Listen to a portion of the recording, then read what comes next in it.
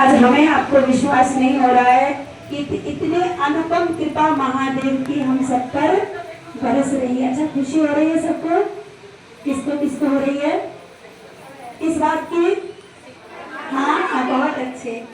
सब भक्तों एक बार अपने अपने लिए ताली बजा दो सब लोग। बहुत अच्छी ताली।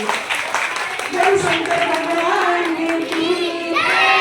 और इससे भी अच्छी ताली महादेव जी के लिए जिसने ये खुशी दिया हम लोगों को।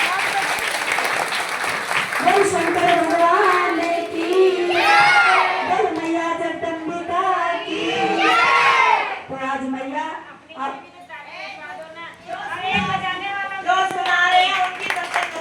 वो सच्चे दरबार की श्री सतगुरु भगवान की।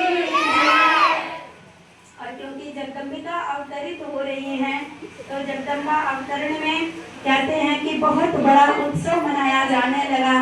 और कहते हैं वाद्य वीणा जय जयकार, स्त्रियों में बड़ा हर्ष हुआ, क्योंकि ये पुत्री जो आई ना, कहते हैं देवी ने अपनी माया से जो चतुर्भुज रूप धारण किया था, माने अपने माया से शिशु रूप धारण कर लिया।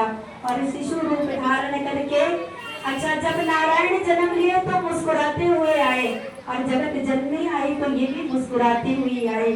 तो यहाँ वीरणी माँ भी कह रही है कि मैया साधारण बालक रोता है, आप ही रोइए, नहीं तो कोई विश्वास नहीं मानेगा कि आपका जन्म हो गया। तो मैया कहती है मैं तो संसार को हंसाती हूँ, रोना तो मुझे आता ही नहीं है। बोल साचे दरबार की। और इस प्रकार से जब माँ प्रार्थना करती है तो बालिका रूप में मैया रुदन प्रसारती है, और कहती हैं बालिका का रुदन सुन करके जब माता रोती है, वो रुदन सुन करके स्त्रियां दौड़ी दौड़ी आती हैं और बड़ी खुश होती हैं। और क्या कहती हैं कि अरे ये तो बहुत ही सुंदर पुत्री का जन्म हुआ है, क्योंकि पुत्री रूप में माँ का जो प्रभा, जो तेज था, संपूर्ण वो कमरा जो था प्रकाशमान हो गया था। एक अद्भुत आभा थी जो देख करके स्त्रियां बड़ी प्रसन्न हुई, और नगर के सब लोग जय जयकार करने लगे, और गीत और वाद्य के साथ बहुत बड़ा उत्सव होने लगा। पुत्री का मनोहर मुख देखकर सबको बड़ी प्रसन्नता हुई। बोल साचे दरबार की।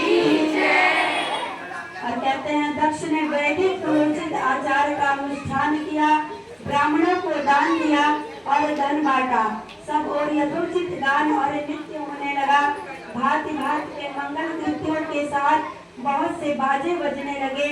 और उसी समय दक्ष ने समस्त सद्गुणों से अपनी सत्ता में प्रशंसित होने वाले उस पुत्री का नाम बड़े प्रेम से क्या रख दिया? उमा। बोलो उमा मैया की। और तदंतर संसार में उमा के नाम से जगत जननी जगदम्बिका विख्यात हो गई। उमा का जन्म हुआ है। और उसके बाद वीरणी और महात्मा दक्ष अपनी पुत्री का पालन करने लगे, और शुक्ल पक्ष की चंद्रमा के समान दिनों दिन जो माँ थी वो बढ़ने लग गई। और उसके बाद कहते हैं शुक्ल पक्ष के बाद चंद्रमा में समस्त मनोहरणी कलाएं जो थी वो प्रविष्ट हो गई। और कहते हैं दक्ष कन्या सती, ये उमा ही सती थी, और जिनकी बात आप कर रहे हो हिमालय पुत्री गौरी थी वो, ठीक है? जो उमा है यही सती है। और उमा नाम क्यों पड़ा इनका ये भी जान लीजिए। एक तो दक्ष ने मन ही मन उसी दिन जन्म के साथ ही उमा नाम रख दिया, लेकिन जो उनकी माँ थी जब ये बड़े प्रेम से बुलाती थी और मैया नहीं आती थी, तो वे कहते अरे उमा इधर आ। उमा मतलब माँ की बात को ना मानने वाली उमा। उमा ऊ का मतलब नहीं मानने वाली, तो इसलिए इनका नाम उमा रख दिया, क्योंकि माँ खेलने में लग जाती थी, बात को नहीं मानती थी, इसीलिए उमा। तो माता और पिता का दो भाव था नाम रखने का। और इस प्रकार से जो उमा थी दिनों दिन चंद्रमा की भांति, कौन सी चंद्रमा? कृष्ण पक्ष की नहीं, शुक्ल पक्ष की चंद्रमा। कृष्ण पक्ष की घटती है, शुक्ल पक्ष की बढ़ती है। और इस प्रकार से दक्ष कन्या सती जो थी सखियों के बीच में बैठी बैठी भाव में जब निर्मग्न हो जाती थी तब बारंबार भगवान शिव की मूर्ति को अपने हृदय में धारण करती थी और तपस्या में हो जाती थी। मंगलमयी सती बाल्योचित से सुंदर गीत गाती और स्थावर हर रुद्र नाम लेकर स्मरण करती और शिव को याद किया करती थी। बोल शंकर भगवान की